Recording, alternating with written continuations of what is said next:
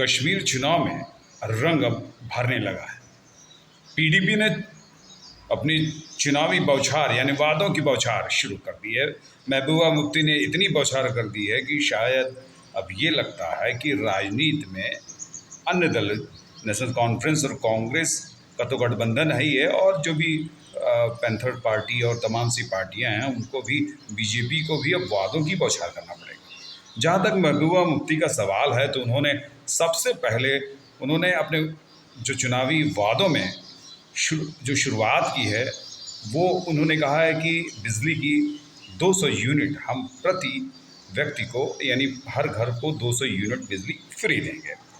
साथ ही उन्होंने कहा कि जो बिजली के बिल का जो पुराना बिल है वो सेटलमेंट के तहत ख़त्म कर दिया जाएगा, और ये उन्होंने एक दूसरा वादा किया। तीसरा वादा उन्होंने क्या किया कि 200 सिलेंडर यानी 12 सिलेंडर हर परिवार, गरीब परिवार को मिलेगा, यानी हर परिवार को 12 सिलेंडर जो है वो साल में मिलेगा। और तीसरा उन्होंने कहा कि जो गुरुद्वारे हैं और ख़ासकर मंदिर हैं उनको फ्री बिजली दी जाएगी। और एक और अहम वादा है कि कश्मीर की पंडितों की वापसी पर भी उन्होंने बड़ा एक स्टंजा कसा हुआ है। उन्होंने कहा कि कश्मीरी पंडितों को वापस लाया जाएगा। सवाल ये उठता है कि तमाम से वादे और इन वादों के बीच में महबूबा मुफ्ती की घोषणा, चुनावी घोषणाओं की बरसात।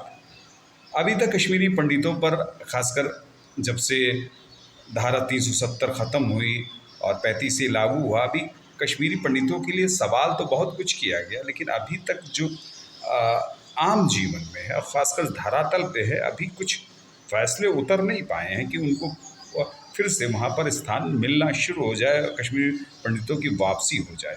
यानी सुरक्षा की गारंटी पर अभी भी सवाल वहाँ पर बना हुआ है।